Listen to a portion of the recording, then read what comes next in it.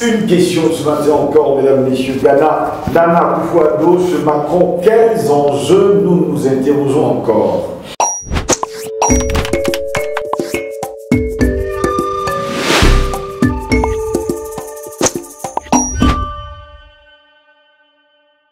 Mesdames, Messieurs, bonjour, bienvenue à toutes et à tous à cette édition de Parole panafricaniste. Vous êtes sur Panafricaniste TV, c'est la chaîne de télévision des panafricanistes. Le président ghanéen, qui ne se représente pas à l'élection présidentielle du 7 décembre prochain, devrait rencontrer le chef de l'État français, Emmanuel Macron, le 14 novembre prochain. Une question cependant, pourquoi Nana Akufo-Addo est-il devenu le pion avancé de l'Occident pour trahir les pays africains? Autre question que les Africains se posent aujourd'hui, est-ce un autre chemin? Parce qu'apparemment sur le continent noir, eh bien la France, pour ne pas dire l'Occident, expérimente de nouveaux schémas sur le continent. On se rappelle également de Mohamed Bazoum qui avait trouvé son dauphin lors de l'entre-deux tours de l'élection présidentielle.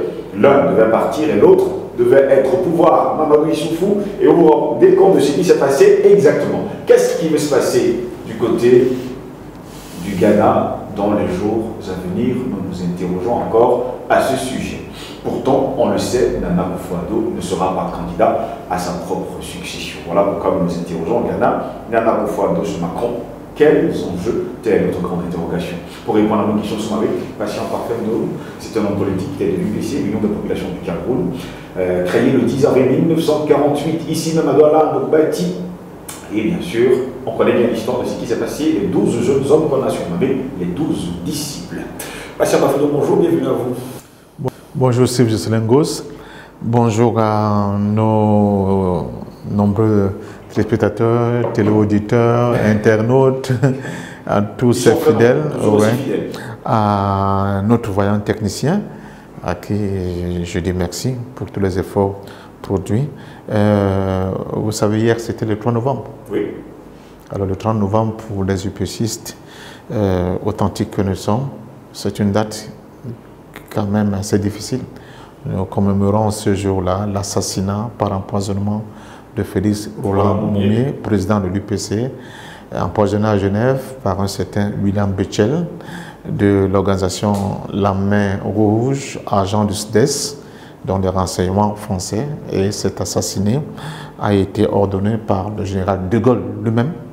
C'est pour cela que cette date, ça fera 104 ans. Ça fait 104 ans que Félix Roland Moumié a été aussi brutalement et lâchement assassiné par cette France-là. C'est l'un des piliers de ce que j'appelle régulièrement le contentieux historique. Tant que nous n'aurons pas purgé ce contentieux historique, je crois qu'au-delà de l'UPC, au-delà du Cameroun, mais pour tous les Africains, nos relations avec cette France coloniale, cette France mesquine, cette France barbare et sauvage, vont être extrêmement difficiles à assumer. Et c'est un message en direction des autorités françaises et du peuple français. Nous, les Africains, nous, les Camerounais, nous, les Panafricains, nous n'avons jamais oublié. Président Moumié, présent. Très heureux de vous avoir, Patient Parfait Ndolo. Nana Akufo-Addo sera ce Macron le 14 novembre prochain. On sait également que l'élection présidentielle est prévue pour le 7 décembre. Pourquoi faire, se pose d'ailleurs comme question les Africains. Vous savez, je crois que de tous les chefs d'État africains, les pouvoirs qui se sont succédés au Ghana, le pouvoir de Nana Akufo-Addo sera classé parmi les pouvoirs les plus médiocres, les plus haïs, les plus détestables, non seulement pour les Africains, mais aussi surtout pour les Ghanéens. C'est quelqu'un qui ne s'en cachait pas et se définissait comme libéral. D'ailleurs, ils ont voulu faire une internationale libérale au niveau de l'Afrique. Les trois piliers de cette organisation qu'on a voulu mettre en place, c'était M. Abdoulaye Wade, M. Alassane Dramane Ouattara et justement ce Nana Akufo-Addo, qui lui, je pense que faisait partie de l'internationale libérale qui siégeait en Angleterre. Donc ce type-là est aligné totalement sur des positions américaines, totalement aligné sur des positions occidentales, de l'impérialisme occidental, mais qui est de plus en plus bousculé en interne par des revendications des Ghanéens. sur le cas de la vie chère, sur le cas de l'accès à l'énergie électrique bon marché, sur le cas aussi d'un certain déplacement des options politiques du Ghana vis-à-vis du nouveau monde qui est le monde multipolaire qui est en train de prendre forme. Et c'est pour cela que vous allez voir qu'au même moment, Nana Akufo-Addo était l'un des soldats les plus actifs dans la prétendue guerre que la CEDEAO a voulu livrer à l'AES, mais de l'autre côté, vous allez quand même voir Nana Akufo-Addo et sa diplomatie qui demande à la Russie de l'aider à moderniser son armée, demande à la Russie à l'aider à installer avec la société Rosatom une centrale nucléaire du côté du Ghana, et on ne peut pas s'étonner de le revoir un peu dans sa famille politique par excellence, dont M. Macron, qui est ce libéral-là, qui continue de penser que au dernier jour, il pourra influencer le jeu politique au niveau du continent africain. Nana Akufo-Addo, il n'est ni chaud, il n'est ni froid, et je crois qu'il faut le vomir. Et dans bientôt, le peuple ghanéen le vomira, certainement, mais surtout, il ne marquera pas de son empreinte son passage à la tête de l'État ghanéen sur, n'est-ce pas, le devenir du Ghana. C'est regrettable pour un chef d'État comme celui-là, qui de temps en temps avait quelques poussées de liberté vis-à-vis d'ailleurs de ce même Macron pour cet échange au vif avec Macron, mais qui, dans le fond, passé le temps de l'émotion, on se rend bien compte que c'est un soldat docile de l'ordre impérialiste qui titube tout simplement, qui essaye de donner l'impression qu'il comprend le sens de l'histoire, mais qui, au moment de la sortie, n'oublie quand même pas de repartir chez ses maîtres pour essayer de leur passer, n'est-ce pas, ses travaux, n'est-ce pas, les travaux dirigés qui ont été les siens pour recevoir une autre. Donc, M. Nana Akufo-Addo, il est là dans une espèce de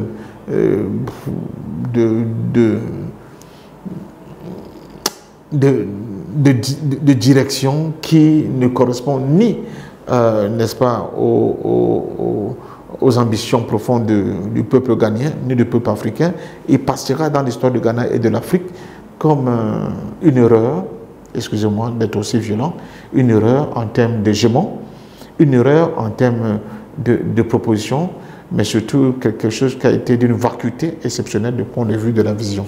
Pourtant, il est le bon interlocuteur de l'Occident aujourd'hui. C'est également dans le cas de la CEDEAO. On demande aujourd'hui au pays de l'AES de revenir dans la CEDEAO. Il était le bon interlocuteur qui défend à corps et à cri les injonctions venues d'ailleurs. Oui, mais c'est deux choses différentes. C'est-à-dire qu'il soit l'interlocuteur de l'impérialisme occidental, ça ne fait que renforcer le fait que dans notre analyse, nous le définissons comme quelqu'un qui n'est rien d'autre que le pur produit de ce que l'Occident a voulu comme dirigeant au niveau de l'Afrique. Bon, ça, c'est pas un problème. Maintenant, les questions des rapports entre la CEDEAO et l'AES, ce sont des questions endogènes qui doivent être réglées par les Africains. Moi, je suis de ceux qui pensent qu'il faut que l'AES continue de se consolider, mais en même temps, qui ne rompent pas définitivement avec les pays de ce qui est resté de la CEDEAO. Pourquoi? Parce que ils peuvent continuer d'influencer certains pays de la CEDEAO à travers des rapports, à travers les passerelles qui vont continuer d'exister. Et qui sait? À les faire sortir de cette organisation? Qui sait? Qui sait? Il ne faut pas avoir des attitudes tranchées, il ne faut pas couper les ponts définitivement, parce que c'est dans cette dynamique des échanges, d'une relation antagonisme, et ce que j'appelle la contradiction de la contradiction, que finit par faire émerger, n'est-ce pas, la vérité, en termes de volonté, de liberté, de souveraineté et de développement pour nos États. Donc, c'est dans ce mouvement dialectique, justement, ce n'est pas en posant des cloisons, des compartiments vraiment qui n'aient pas la moindre petite implication du point de vue des moments de discussion, de dialogue, même si nous n'avons pas le même point de vue, ce n'est pas comme ça que l'Afrique va vraiment décoller. Il faut toujours laisser des petites parcelles de portes ouvertes pour la discussion, chacun restant dans son camp, mais surtout avec sa propre idéologie, sachant où est-ce qu'il veut aller. Et c'est aujourd'hui, ce n'est pas l'AES qui est en difficulté, ce sont les opinions de la CEDEAO qui demandent des comptes à les dirigeants. Donc l'AES ne doit pas tourner le dos totalement à ces opinions majoritaires qui espèrent toujours qu'il y aura des évolutions dynamiques au sein de leurs propres États pour soit rejoindre l'AES ou bien faire la même chose au niveau de la CEDEAO restante, comme l'AES a pu le produire. Au moment de la visite de Nana Akufo-Addo du côté de Paris, il faut quand même dire qu'une rencontre entre les deux hommes, c'est-à-dire entre Macron et Nana Akufo-Addo, se tiendra quelques jours après la 7e édition du Forum de Paris sur la paix les 11 et 12 novembre prochains. Il s'agira par ailleurs du deuxième séjour en France de Nana Akufo-Addo en moins de 2 mois. Mais vous voyez pertinemment, et c'est ça qui choque. Quand je vous parlais de nos Bantoustans, qu'on appelle abusivement État, oui, et qui sont le fruit de la volonté des Occidentaux, souvent même impérialistes au sens pur du terme, quand je pense à Léopold II, de faire de l'Afrique ce qu'il voulait. Ce sont des jouisseurs du pouvoir, ce sont des noceurs du pouvoir. Ce ne sont pas des gens qui ont l'ambition pour leur propre peuple, pour leur propre pays. Ils n'ont pas d'ambition. Ils ne savent pas ce que cela était dévolu pour tirer son peuple vers le haut en le sortant de la misère. Ce que Ruben Mounion va appeler l'élévation du standard de vie. Ils n'ont pas ça. Parce que ce n'est pas des patriotes, ce n'est pas des véritables nationalistes, ce n'est pas des gens qui acceptent de donner même leur propre vie en sacrifice pour que leur pays puisse émerger. Donc, c'est des gens qui sont arrivés là. Ils sont habitués à vivre dans leurs espaces avec une luxure hors norme, aller à Paris, être reçu par Macron, dormir dans les beaux hôtels, tourner à Paris. Pour eux, c'est tout simplement la luxure, c'est le lucre qui compte, c'est les avantages que lui confère ce poste. C'est des petits avantages, certainement, peut-être un appartement par là, peut-être quelque chose un tuyau pour le fils, le petit-fils, la femme, etc., etc. Mais sans aucun bénéfice pour l'Afrique, sans aucun bénéfice pour le Gabon, pour le peuple ghanéen. Donc vous voyez, donc, malheureusement, c'est là où nous en sommes. Ces gens-là, ils n'ont pas de vision. Et vous pouvez poser la question, mais le guide iranien, vous le voyez en visite? Non, du tout. Pourtant, il guide son peuple. Le guide iranien, il est là. Il est là, il oriente son peuple, il guide son peuple. Il est à l'intérieur de son pays, il ne voyage pas. Et il n'est pas le seul. Il y a beaucoup de dirigeants dans le monde comme ça. Voyager à travers le monde, ce n'est pas sa priorité.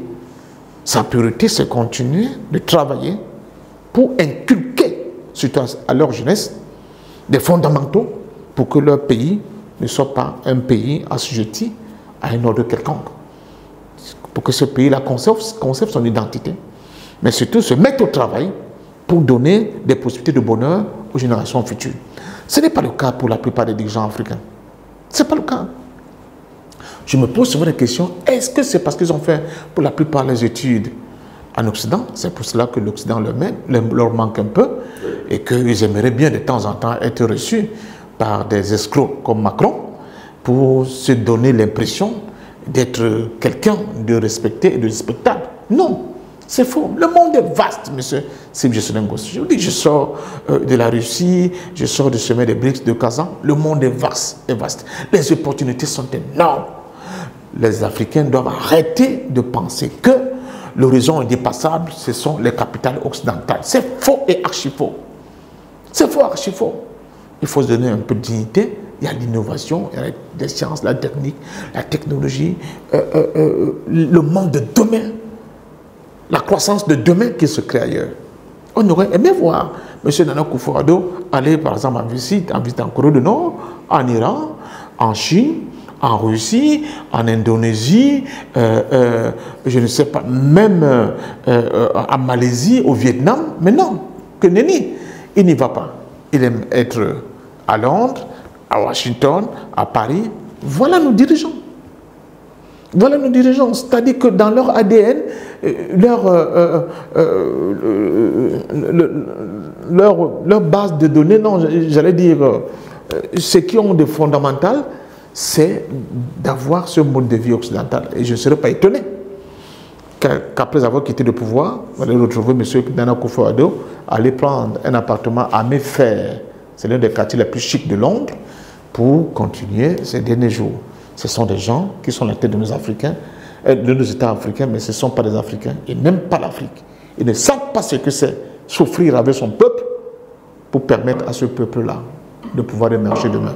Malheureusement, c'est ce que nous constatons. Ce n'est pas l'heure du bilan pour Nana Akufo-Addo, lui qui ne sera pas candidat à l'élection présidentielle prévue pour le 7 décembre prochain, parce que remarque, fait sur le continent africain, tous ces chefs d'État parfois qui quittent le pouvoir, on nous parle de démocratie, mais on n'entend jamais ces présidents nous donner leur bilan. Puisqu'il n'en a pas, il y a des manifestations quasi régulières, actuellement du côté de Ghana. Il n'a pas de bilan à faire valoir. Pourtant, il devrait. Oui. Il est chef de l'État. Oui, pourtant il devrait, il est chef de l'État, mais je vous ai dit, dans la structuration de leur ADN, ils sont noirs parce qu'ils ont la peau noire. Mais vraiment, ils ne se comportent pas comme des Africains. Ils se disent que c'est une erreur. Oui. N'est-ce pas? De casting qui leur a donné cette peau. Ils se voient beaucoup plus. Ce sont des cerveaux blanchis alors finalement. Absolument. Donc, il ne faut pas compter avec ces gens. Parce que sinon, je ne comprends pas. J'aurais pu comprendre que M. Nana Akufo-Addo, même s'il ne va pas à l'extérieur, a rendu visite à son homologue camerounais, a rendu visite à son homologue namibien. D'ailleurs, je vous rappelle qu'il vient d'avoir une élection en Namibie où l'ancien président qui briguait un second mandat a échoué. Oui. C'est quelqu'un de nouveau qui est arrivé à la tête de cet État. Aller au Mozambique, voir la question de ce djihadisme sorti de nulle part qui veut empêcher au Mozambique de profiter des fruits de son sous-sol. Rendre visite, je ne sais pas, en Angola, aller au Burundi, cela aurait un peu plus de sens dans la coopération interafricaine. Interafricaine, c'est encore plus vaste. Mais ce n'est pas ça. Il ira à Londres, il ira à Paris, de même moi plusieurs fois, et il ira à Washington. Alors là, c'est le Saint Graal, c'est le Vatican de la modernité néolibérale. Alors vous attendez à quoi? Moi c'est des dirigeants comme Nana Akufo-Addo, ils vont vite, dans un temps très restreint, ils feront partie de ce qu'on appelle les poubelles de l'histoire. Personne ne retiendra la marque du passage de cet individu à la tête de l'État ghanéen. Personne. Aujourd'hui, nous avons nos téléspectateurs, nos internautes d'ailleurs, qui nous suivent tous les jours, ils réclament des bilans de tous nos chefs d'État. Chaque fois qu'ils vont vouloir quitter le pouvoir, ou alors qu'ils vont déclarer ne pas être candidat à une élection présidentielle, les Africains s'attendent à un bilan. Que ces derniers, à un moment donné, le disent publiquement. Oui, c'est une réclamation légitime, mais nous ne sommes qu'au début. Il faut que cette réclamation prenne de l'ampleur et constitue ce qu'on appelle un courant d'opinion, et que ce courant d'opinion soit majoritaire pour s'imposer à l'ensemble de ces dirigeants africains. Mais sinon, pour l'instant, ces gens n'ont que cure de la vie des opinions de leur propre pays. C'est ça le drame que nous avons au niveau de notre continent. C'est pour cela que quand vous voyez des gens se vendre, j'en avais fait la proposition plusieurs fois, j'ai dit, pour qu'un dirigeant dans le contexte africain soit élu et que son élection soit validée, il faut au moins qu'il y ait un plancher en termes de nombre de voix par rapport à la population des votants. Mais vous avez des gens, par rapport à un corps électoral, qui ont maximum 20% des voix. Il est chef d'État. Comment 15%? Il est chef d'État. Et les gens trouvent que c'est normal, on dit c'est le jeu démocratique. Quel jeu démocratique? Sur un corps électoral de 8 millions, par exemple, de votants probables, le gars, il a 1,5 million, il a 2 millions. On te dit que oui, il a été élu. Quel élu? Donc, ce type-là, qui a ce score-là, il n'a pas de compte à rendre à la majorité du peuple. Il n'a pas de compte à rendre. Donc, à partir de ce moment-là, qu'est-ce que vous attendez de lui? Donc, vous voyez, donc, il y a une nouvelle dynamique, il y a une nouvelle réalité politique qu'il faut mettre en place pour que les exigences de ces opinions africaines-là vraiment soient prises en compte par ces gens. Parce que quand les gens sont convaincus que la majorité de ceux qui sont en train de crier là, en me demandant de fournir des bilans, c'est la majorité de ceux qui m'ont élu, ou bien qui risquent de me lire pour le second mandat, à partir de ce moment-là, ils font attention. Mais s'ils ont l'impression que ceux qui crient là, ils ne sont même pas, même dans le cas des gens qui m'ont élu, comment voulez-vous qu'ils vous prennent vraiment au sérieux? C'est le problème des prétendues démocraties africaines. Les gens me disent, oui, il faut qu'on trouve des modèles à l'africaine. J'aimerais bien qu'on les trouve, mais pour l'instant, nous sommes devant une vaste escroquerie. Ce que vous appelez démocratie dans nos pays, même quand certains de mes amis rejettent en soutenant quand même des gens qui se targuent d'avoir été élus démocratiquement, ce qui est incohérent de leur part, je leur dis, ça pose problème. Il faut qu'on commence à avoir des planchers. Vous ne pouvez pas avoir un corps électoral de 12 millions d'habitants, pardon, d'électeurs probables, possibles. Vous êtes élu par 2 millions d'habitants, on nous dit que vous avez été élu président. Président de quoi? Cette élection doit être annulée. Elle doit être invalidée. Il faut quand même qu'il y ait un minimum. Parce que c'est ça le problème de l'Afrique aujourd'hui, dont les gens s'en foutent. Ils créent des conditions pour qu'il y ait un maximum 4 à 5 millions de personnes qui iront voter. Et dans ces 4 à 5 millions, il y a 2 millions. Le tour est joué. Voilà les problèmes là. Donc quelqu'un comme Nana Akufo-Addo, allez voir combien de Ghanéens l'ont élu. Je vous donne cet exercice-là. Vous serez très déçus. Vous serez très surpris. Comment voulez-vous donc que ces gens-là, ils ont des comptes à rendre à qui?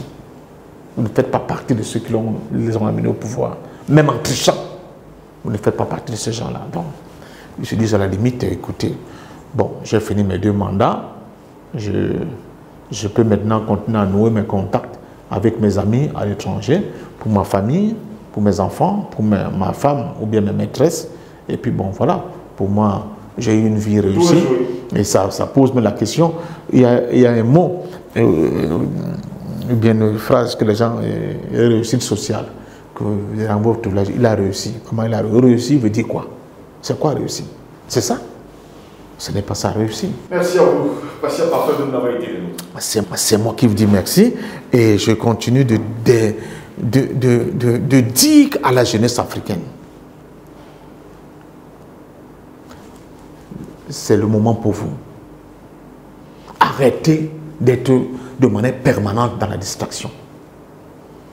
Les autres peuples ne sont pas dans la distraction.